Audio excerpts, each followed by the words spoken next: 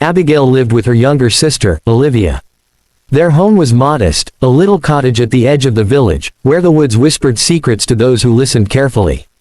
It was in this cottage that the two girls grew up, their lives intertwined like the vines that crept up the walls of their home. Abigail, the elder of the two, was always the protector, the caregiver, the one who made sure that everything was in place, that Olivia had what she needed, and that their world, fragile as it was, remained intact.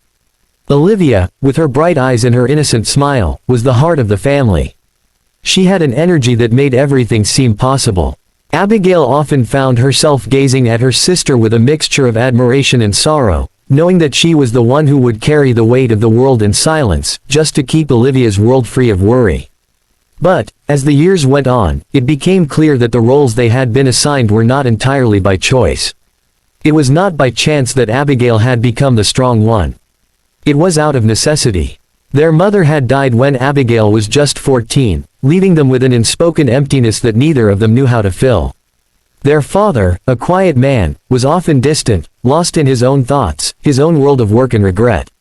It was Abigail who had stepped into the gap, taking on the responsibility of raising her sister as best as she could, even if it meant sacrificing her own childhood.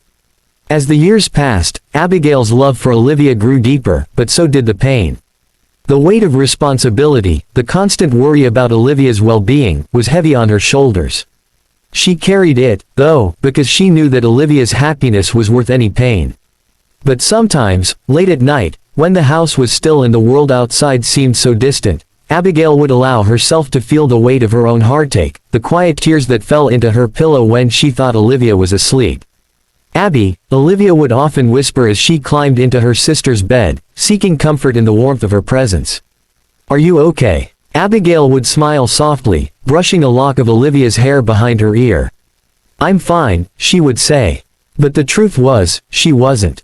Olivia, though she was younger, had a way of seeing through Abigail's facade. She was like a mirror, reflecting everything Abigail kept hidden in the quiet corners of her soul. But Olivia, in her innocence, never asked too many questions. She didn't need to. She just knew that her sister would always be there for her.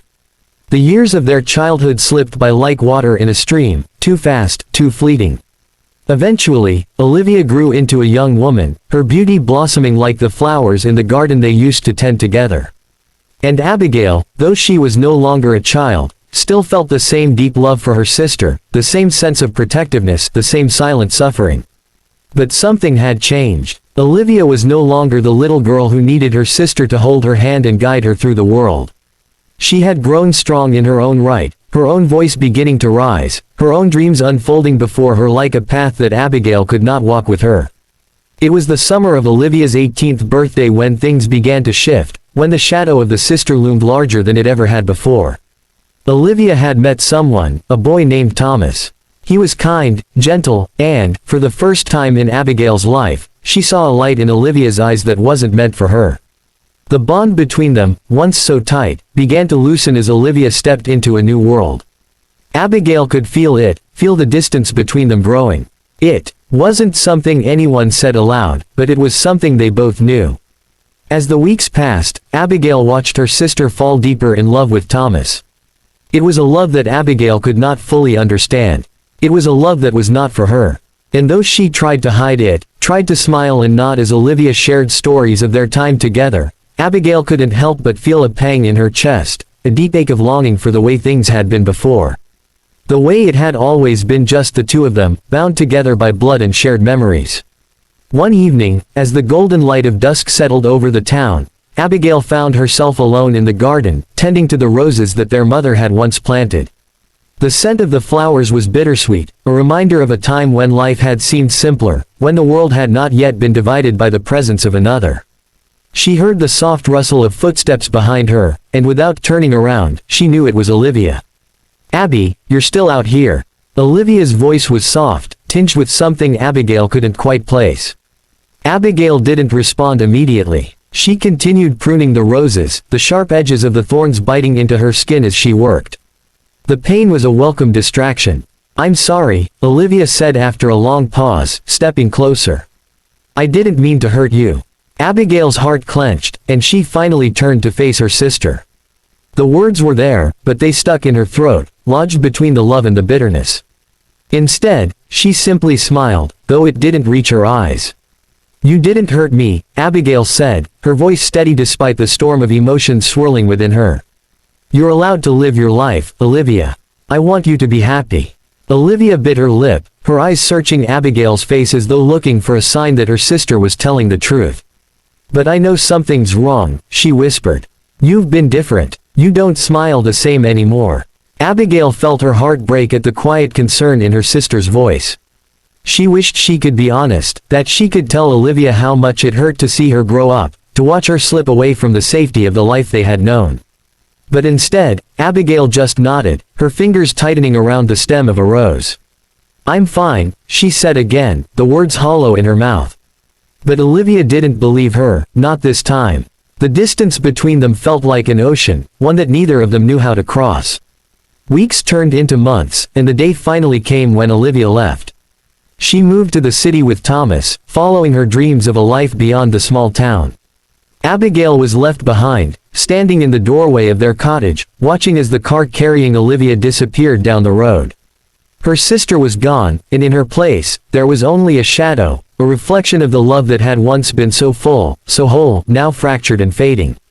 Abigail stood there for what felt like hours, her body numb, her heart a hollow echo of what it had once been. The silence in the house was deafening. Days turned into weeks, and Abigail found herself living in the shadows of their shared past.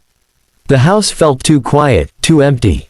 She would sit in Olivia's room, tracing the edges of the furniture, the books, the little trinkets that once belonged to her sister. But it didn't feel like home anymore. The room was just a shell, an echo of the girl who had once filled it with laughter and light. And then, one cold evening, Abigail received a letter. It was from Olivia. The handwriting on the envelope was familiar, yet strange.